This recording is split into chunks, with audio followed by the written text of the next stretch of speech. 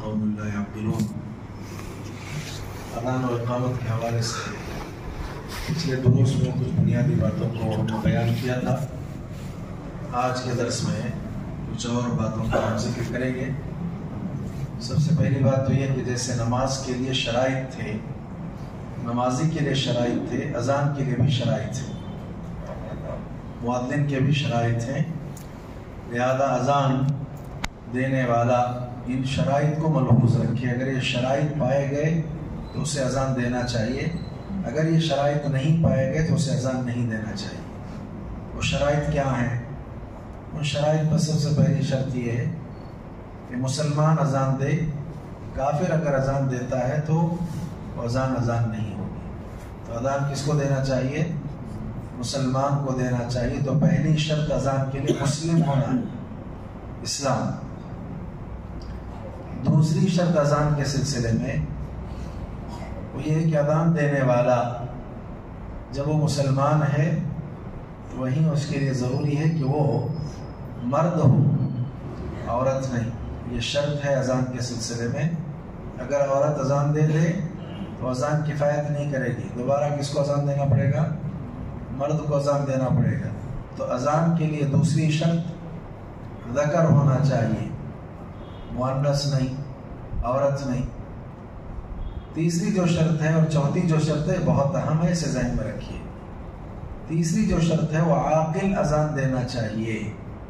پاگل اگر اذان دے دے تو اس کی اذان کا اعتبار نہیں، اگرچہ کہ وہ پوری اذان صحیح دے دے۔ کون؟ پاگل اگر اذان پوری صحیح دے دیا تب بھی اس کی اذان کا اعتبار نہیں ہوگا۔ کیوں؟ کوئی صاحب جواب کیوں نہیں ہوگا؟ مسئلہ نہیں، اذان تو صحیح دیا ہے نا، کیوں نہیں ہوگا؟ نہیں، اذان تو صحیح دیا ہے، اس پر نماز فرض نہیں، نماز کا مسئلہ نہیں، اذان کا مسئلہ ہے۔ جی کیا کہہ رہے ہیں؟ اذان بھی فرض نہیں ہے، اذان بھی فرض نہیں ہے، پاگل کے اوپر فرض نہیں ہے۔ اچھا، سب سے اہم مسئلہ یہ ہے اس میں کہ اذان عبادت ہے، جیسے نماز عبادت ہے نا، اذان عبادت ہے، اور عبادت نیت کی بنیاد پر ہوتی ہے۔ کس کی بنیاد پر؟ تو لہذا وہ پاگل کیا نیت کرے گا؟ اذان اگرچہ کہ اس نے ٹھیک دے دی ہے، نیت اس نے نہیں کی، اس لیے اگرچہ کہ اذان پوری اس کی صحیح ہو جائے تب بھی وہ اذان کا اعتبار اس لیے نہیں ہوگا کہ اس نے نیت کے ساتھ اذان نہیں دی ہے۔ تو لہذا اذان عبادت ہے اور عبادت کے لیے نیت ہونا چاہیے۔ معلوم یہ ہوا مسلم ہو، دوسرا یہ ہے کہ مذکر ہو یعنی مرد ہو، تیسرا یہ ہے کہ وہ عاقل ہو۔ کیا ہونا چاہیے؟ عقل مند ہونا چاہیے، پاگل نہیں ہونا چاہیے۔ پاگل نے اذان دے دی، اگرچہ کہ اس کی اذان پوری صحیح تھی تب بھی اس اذان کا اعتبار اس لیے نہیں ہوگا کہ پاگل ہونے کی وجہ سے اس نے اذان کی نیت کے بغیر اذان دی۔ اسی کا زیادہ قوی امکان ہے، اگر وہ نیت بھی کر لے اور اذان بھی ٹھیک دی تو اسے پاگل کہیں گے؟ وہ کیا ہے؟ عقل مند ہے۔ تو لہذا ایک تیسری چیز کے بعد چوتھی چیز یہ بہت اہم ہے، وہ ہے تمیز۔ تمیز کرنے کی صلاحیت جب آئے، جس عمر میں آئے تو اذان دے تو اعتبار نہیں تو نہیں۔ کیا مطلب تمیز؟ ہم نہیں پڑھ کر آئے شروط الصلاۃ میں، تمیز کتنے سال میں ہوتی ہے؟ 7 سال۔ اگر 10 سال کا ہو جائے تو نہ پڑھنے پر اسے کیا کرو؟ مارو۔ تو 7 سال کا کم تر بچہ، 2 سال کا بچہ، 3 سال کا بچہ اذان کے لیے آپ کھڑا کر دیں گے، وہ اذان دے گا تو اس کی اذان کا اعتبار نہیں ہے، اس لیے کہ وہ تمیز کرنے کی صلاحیت ابھی اس میں آئی نہیں۔ مشق کرانا ایک الگ چیز ہے، اسے محنت کرانا ایک الگ چیز ہے، لیکن شریعت کا اصول یہ ہے کہ تمیز اس کے اندر آنی چاہیے تو اس کی اذان کا اعتبار ہوگا۔ اب ہمارے یہاں پتہ نہیں، لوگ جی میں آیا بس کھڑے کر دیے، فلاں کر دیا، ایسا نہیں ہے، اس کا خیال رکھیں۔ یہ بھی ایک عبادت ہے، اس کے بھی شروط ہیں۔ ان شروط میں چوتھی شرط یہ کہ تمیز ہونا چاہیے۔ بچے کی عمر کم سے کم کہاں تک پہنچے؟ 7 سال۔ 10 سال کی عمر کو پہنچ جائے، 7 سال کا ہو حکم دو، 10 سال کا ہو تو بستر الگ کر دو، تو تمیز اس کے اندر آ جائے تو پھر اذان دینے کے لیے وہ حقدار ہے اور اذان دے سکتا ہے، اس کی اذان کا بھی اعتبار ہوگا۔ اس سے کم تر اگر ہے تو بہتر ہے کہ اس سے اذان نہ دلوائی جائے، الا یہ کہ معاشرے میں اس جیسی اذان دینے والا کوئی نہیں ہے یا ویسے کلمات ادا کرنے والا کوئی نہیں، تو یہ استثناء الگ چیز ہے۔ ورنہ قاعدہ یہ ہے کہ ایسے بچوں کے مقابلے میں بڑوں ہی کو کیا کرنا چاہیے؟ اذان دینا چاہیے. کتنی چیزیں ہو گئیں؟ 4. 5ویں چیز یاد رکھیں شرائط میں سے کیا ہے. 5ویں چیز یہ کہ اب دیکھیے اس لیے ہم بچوں کو منع کر رہے ہیں. بچوں کو منع کرنے کی 5ویں چیز بھی یاد رکھیے آپ. اور وہ بھی اذان جو اذان دینے والے مؤذن ہیں وہ بھی یاد رکھیں. اب بڑے بھی ہو گئے, عقل مند بھی ہو گئے, مسلم بھی ہو گئے, سب ہو گئے, لیکن یہ 5ویں چیز نہیں ہے تو بھی بڑا مسئلہ ہے ان کے لیے. 5ویں چیز اذان دینے کے لیے کیا ہے کہ وہ یہ ہے کہ 5 چیزوں کا علم ان کو ہونا چاہیے.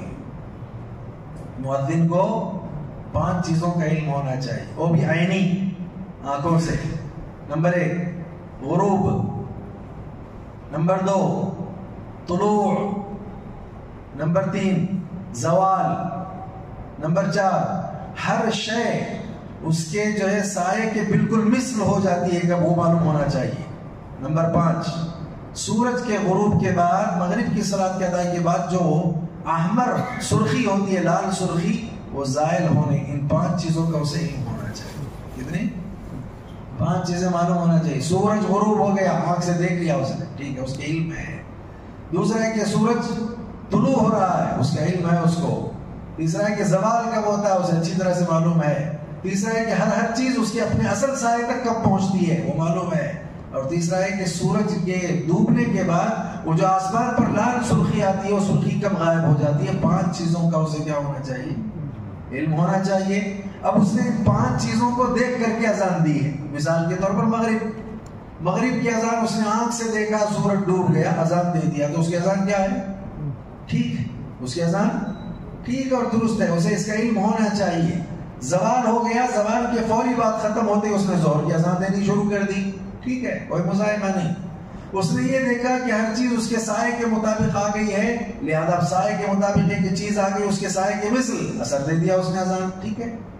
لہذا مؤذن جن کو ہم کہتے ہیں بس ہمارے پاس کیا ہے, کلمات یاد کر لو, تھوڑا سا لہر پیدا کر دو, بس کھڑے ہو جاؤ, ایسا نہیں ہے. مؤذن کی بڑی ذمہ داریاں ہیں.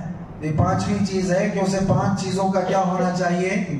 علم ہونا چاہیے. اور 5 چیزوں کو عینی طور پر وہ دیکھے اور اس کا تجربہ اس سے ہو. نمبر 2 اس نے اگر 5 چیزوں کو نہیں دیکھا, جس کو ان 5 چیزوں کا علم ہے اس نے اگر اس کو خبر کر دی کہ وقت ہو گیا تو بھی اذان دے تو ٹھیک ہے. مثال کے طور پر ابن ام مکتوم نابینا صحابی تھے, فجر میں اذان دیتے تھے. وہ نابینا تھے نا, ظاہر بات آگے نہیں تو یہ 5 چیزیں کہاں دیکھیں گے, نہیں دیکھ سکتے تھے. تو فجر میں وہ اذان دیتے تھے, لیکن ان کو آنکھ نہ ہونے کی وجہ سے پتہ نہیں چلتا تھا کہ صبح ہوئی یا نہیں ہوئی. لوگ کہتے تھے اصبحت, آپ نے صبح کر دی, آپ نے صبح کر دی, تب شروع کرتے تھے وہ اذان. تو لہذا پہلی بات خود کو اسے معلوم ہونا چاہیے. دوسری بات اسے معلوم ہے, اس وقت اس کے علم میں نہیں آیا, کسی نے علم میں آ کر کے دیا, اس کو بتایا کہ بھئی ہو گیا ہے وقت, سورج ڈوب گیا ہے, تو ٹھیک ہے وہ اذان دے دے, کوئی مسئلہ نہیں ہے. نمبر 3 مؤذن جو ہے, اسی 5ویں چیز میں یہ سب. نمبر 3 مؤذن حساب رکھنے والا بھی ہو. کیا مطلب حساب رکھنے والا؟ اسے معلوم ہے سورج کا سارا معاملہ نماز کے ساتھ جڑا ہے. نماز کے اوقات کس سے جڑے ہیں؟ سورج کے ساتھ جڑے ہیں. کس کے ساتھ جڑے ہیں؟ چاند کے ساتھ تو نہیں نا. اب چاند کے ساتھ اگر جڑے رہتے تو پھر کیا ہوتا؟ 5 نمازیں کب ہوتی؟ دن میں ہوتی, رات میں ہوتی؟ رات میں ہوتی. دن میں تو مسئلہ ہوتا. تو لہذا سورج سے وقت کا تعلق جڑا ہے نمازوں کا, تو اسے حساب بھی رہنا چاہیے مؤذن کو. کیا حساب رہنا چاہیے؟ سردی میں اتنا وقت ہوتا ہے, گرمی میں اتنا وقت ہوتا ہے, 1 منٹ کم ہوتا ہے, 1 منٹ زیادہ ہوتا ہے, یہ حساب اس کے پاس ہونا چاہیے. یہ ایام جب شروع ہوتے ہیں تو 1 منٹ کم ہوتا ہے, یہ ایام شروع ہوتے ہیں تو 1 منٹ زیادہ ہوتا ہے. اس طرح کا بھی حساب کا علم اس کے پاس ہونا چاہیے. تو پھر ایسی صورت میں وہ اذان دے, اس کے مطابق بھی تو وہ اذان معتبر ہوگی, اس اذان کا اعتبار کیا جائے گا. کتنی چیزیں ہو گئی کل شرائط میں؟ 5 چیزیں ہو گئی ہیں. 5 میں 5ویں پر ذرا تفصیل آ گئی ہے. اب ظاہری بات ہے بچے بھی یہ سب کہاں سے کر پائیں گے؟ عین طلوع دیکھا, عین غروب دیکھا, عین زوال دیکھا, عین جو ہے سایہ اس کے مثل برابر ہوا کہ نہیں وہ دیکھا, سرخی غائب ہوئی کہ نہیں دیکھا, یہ سب بچے کہاں سے کر پائیں گے؟ بڑوں کا یہ معاملہ ہے نا. تو بڑے اس طرح کے جو مؤذن ہیں ان کے لیے ضروری ہے. کتنے 5 چیزیں ہو گئی نا.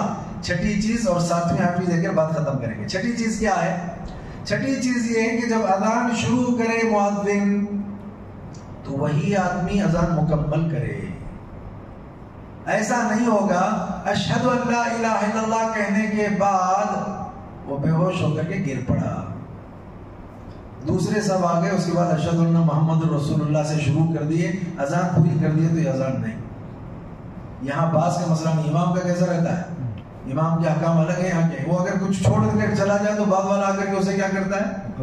مکمل کرتا ہے. لیکن اذان میں ایسا معاملہ نہیں ہے. اذان میں معاملہ ہے کہ مؤذن شروع کر دے, کچھ کلمات کے بعد وہ بے ہوش ہو جائے, کچھ کلمات کے بعد اللہ نہ کرے اسے موت آ جائے.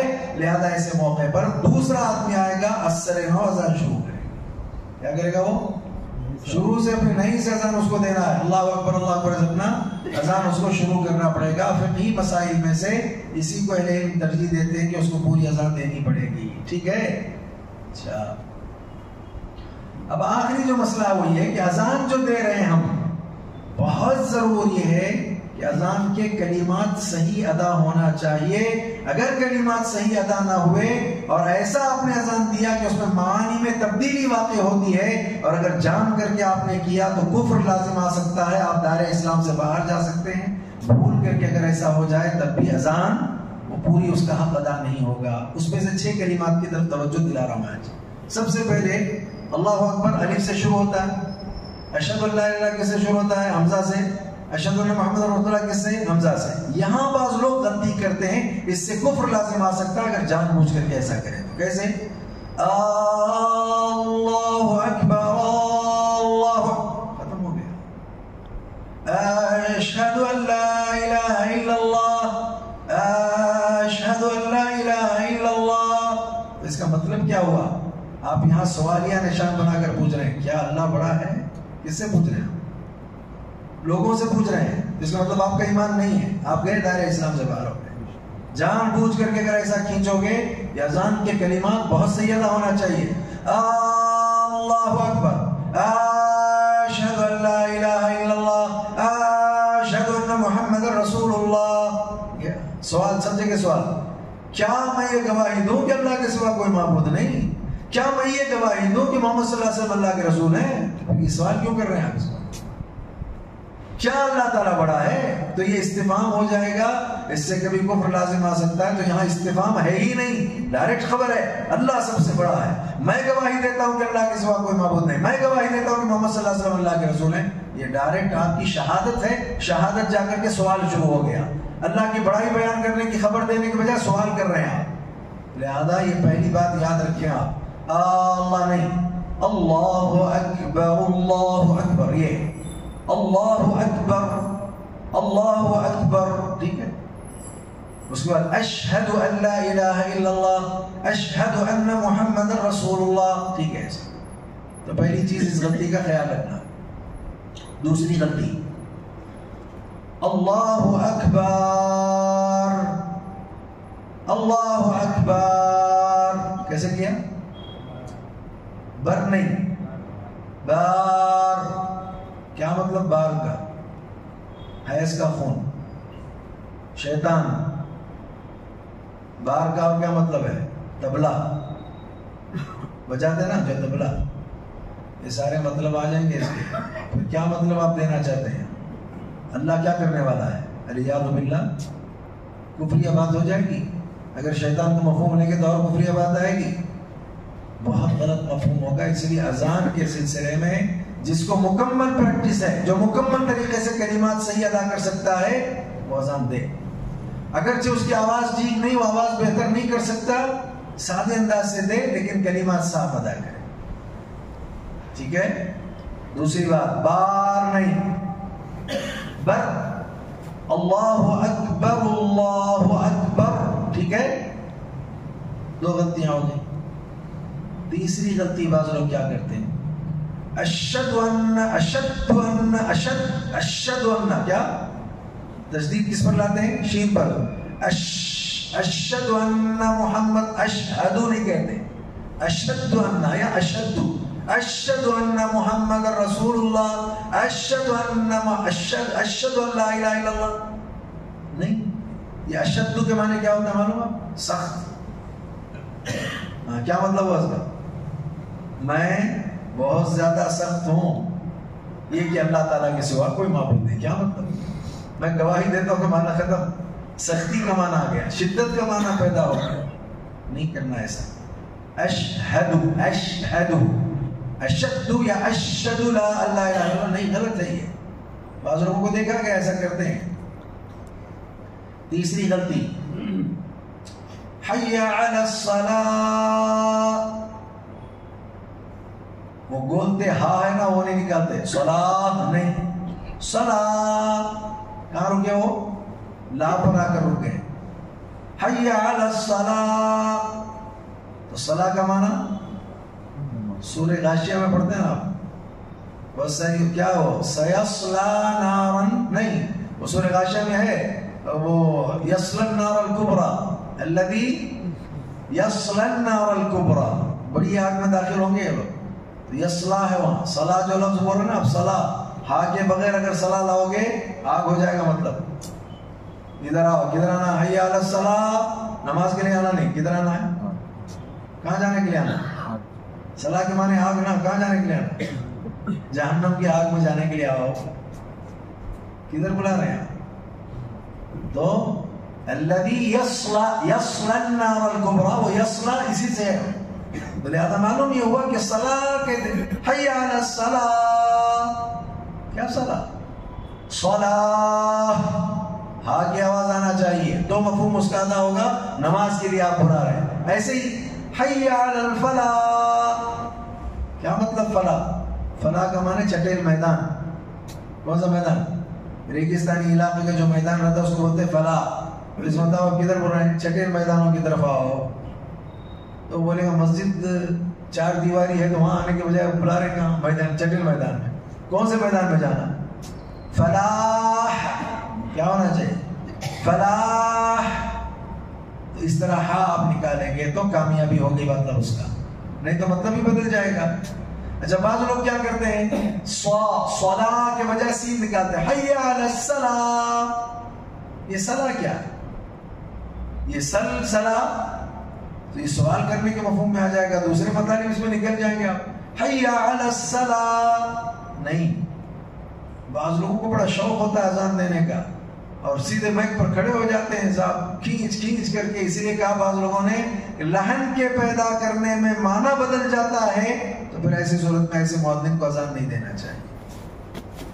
لہن کے پیدا کرنے سے ایسا لہن ایسی جگہ آوازیں اٹھایا ہے کہ وہاں اٹھانے پر معنی مطلب میں تبدیلی نہیں آ رہی ہے، تب تو ٹھیک ہے. اب وہ مشق کرنے سے پتا چلے گا کہ یہاں آپ مت کر کے کھینچ سکتے ہیں، دوسری جگہ نہیں. بعض مؤذن کیا کرتے ہیں معلوم ہے؟ وہ کلمات دو ہے نا، ان میں پہلے کلمات کو آہستہ کہتے ہیں، دوسرے کلمات کو زیادہ زور سے. جیسے مثال کے طور اللہ اکبر اللہ اکبر اللہ اکبر اللہ اکبر. ٹھیک ہے، پہلا کلمہ سلو کہا، دوسرا بہت زور سے کہا. کیوں ایسا؟ پہلا نزدیک والوں کے لیے، دوسرا دور والوں کے لیے. فقہا اس لیے کہتے ہیں کہ اگر کوئی ایسی اذان دے، پہلا سلو کہہ دے، دوسرا زور سے کہہ دے، تب تو حرج نہیں. اس لیے کہ پہلا کہاں کے لیے کہہ رہا ہوں؟ قریب والوں کے لیے. دوسرا کہاں کے لیے کہہ رہا ہے؟ دور والوں. اشہد ان لا الہ الا اللہ. ٹھیک، اشہد ان لا، یہاں مت کر سکتے ہیں آپ. اشہد ان لا الہ الا اللہ. ٹھیک ہے، کیونکہ وقف کرتے ہوئے مت کرنے. یعلمون جیسا آپ کر رہے تھے ویسے آخر والا ساکن ہو رہا ہے، اس سے پہلے والا الف جو ہے وہاں پر حروف مدہ ہے، اس لیے مد ہو سکتا ہے. اشہد ان لا الہ الا اللہ. اشہد ان، غنہ ہے نا اس لیے کر رہے ہیں آپ. اشہد ان محمد رسول اللہ. ٹھیک ہے، تو یہ مشق کیجئے. کچھ مؤذن ہمارے یہاں ایسے ہوں کہ اذان اگر ان کی سنائی دے تو طبیعت باغ ہونا چاہیے، لوگوں کا میلان ہونا چاہیے، چلو چلتے ہیں، کچھ نہیں تو کم از کم مؤذن کو جا کر کے دیکھتے ہیں اور ملتے ہیں کہ کون ہے وہ اذان دینے والا. اس بہانے بھی آ جائے، نماز پڑھ لے تو بڑی بات ہے.